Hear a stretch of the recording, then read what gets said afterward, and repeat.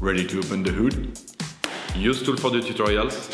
And for car parts, the right idea is the Mr. Auto app. Easy, fast, and with better prices than on the website.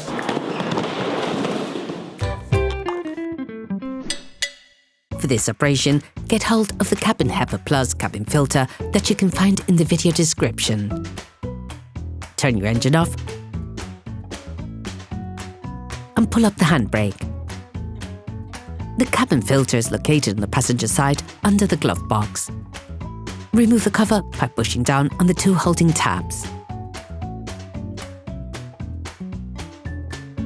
Remove the filter by pulling on it to free it from its guides.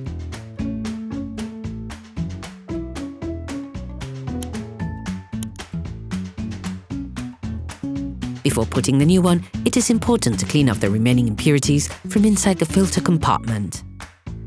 All parts used in this tutorial are supplied by our trusted partners. These partners also help us create as many video tutorials as possible. Check them out in the description below. There are three types of cabin filter. The white ones are for pollen, while the black ones are for active carbon. The first one is used to stop dust, while the second one will also filter out smells and gases. There's a new generation of filters on the market. Perflux has developed Cabin HEPA Plus cabin filters, which filter out virus-sized particles and offer 50 times the protection of traditional cabin filters. The choice is yours. Take the new filter. Insert the filter into the flange, then push in little by little, taking care that it follows the guides.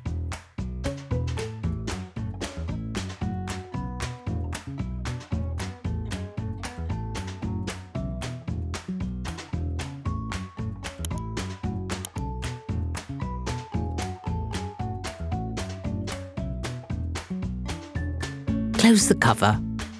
Operation completed.